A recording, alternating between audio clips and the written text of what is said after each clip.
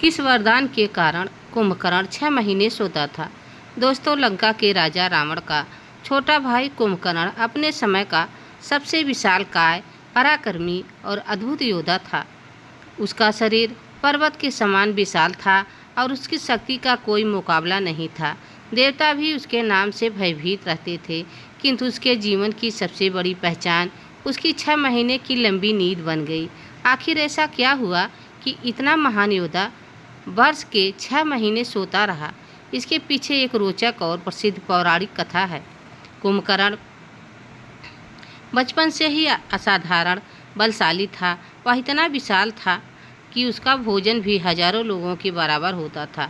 जब वह बड़ा हुआ तब उसने अपने भाई रावण और विभीषण के साथ कठोर तपस्या करने का निश्चय किया।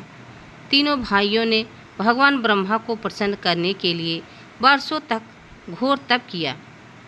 उनकी तपस्या से प्रसन्न होकर भगवान ब्रह्मा प्रकट हुए और बोले, बस मैं तुम तीनों की तपस्या से अत्यंत प्रसन्न हूँ। जो भी वरदान मांगना चाहते हो मांग लो। सबसे पहले विभीषण ने धर्म और भगवान की भक्ति का वरदान मांगा।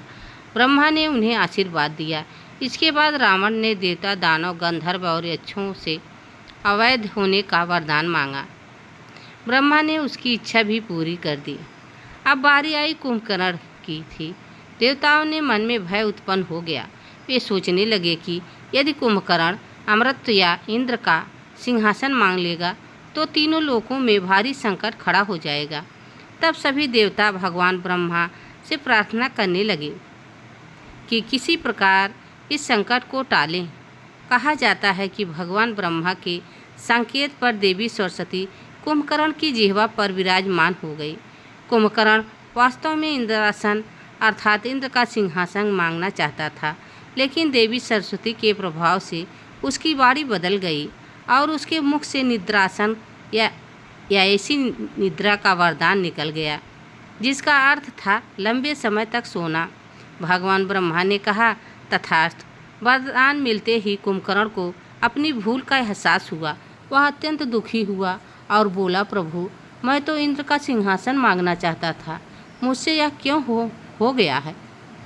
तब रावण ने भी भगवान ब्रह्मा से विनती की कि उनके भाई पर दया करे। ब्रह्मा ने कहा, मेरा दिया हुआ वरदान वापस नहीं हो सकता, लेकिन मैं इसे कुछ बदल देता हूँ। अब कुंभकर्ण लगातार नहीं सोएगा। वह 6 महीने तक गहरी निद्रा में रहेगा और फिर केवल 1 दिन के लिए जागेगा। उस समय वह भोजन करेगा, युद्ध करेगा और अपने कार्य पूरे करेगा। इसके बाद वह फिर 6 महीने की निद्रा में चला जाएगा। यही कारण था कि कुंभकर्ण वर्ष के अधिकांश समय सोया रहता था। जब उसके जागने का समय आता तब पूरे लंका में उत्सव जैसा वातावरण बन जाता। हजारों हाथी, घोड़े, नगाड़े और सैनिक मिलकर उसे जगाने का प्रयास करते। उसके लिए पहाड़ जैसे भोजन तैयार किए जाते थे, क्योंकि जगाने के बाद उसे अत्यधिक भूख लगती थी। रामायण के युद्ध के समय भी कुंभकर्ण गहरी नींद में सो रहा था। जब रावण की सेना लगातार पराजित होने लगी तब उसने अपने मंत्रियों को आदेश दिया कि किसी भी तरह कुंभकर्ण को जगाया जाए। सैनिकों ने शंख बजाए, नगाड़े पीटे, हाथियों से उसे हिलवाया और अनेक प्रयासों के बाद वह जागा। जागने पर जब उसे पूरी घटना का पता चला तो उसने रावण से कहा, भैया, मैंने पहले ही आपको माता सीता का हरण ना करने की सलाह दी थी। अब भी यदि संभव हो तो उन्हें श्री राम को लौटा दीजिए, यही उचित मार्ग है। लेकिन रावण ने उसकी बात नहीं मानी। तब कुंभकर्ण ने कहा, अब जब युद्ध सामने है तो मैं अपने भाई का साथ ना ही छोड़ूंगा। इसके बाद वह युद्ध भूमि में उतरा और अपनी अद्भुत वीरता का परिचय दिया। उसने वानर सेना में भारी हाहाकार मचा दिया। अंततः भगवान श्री राम ने अपने दिव्य बाणों से उसका वध किया।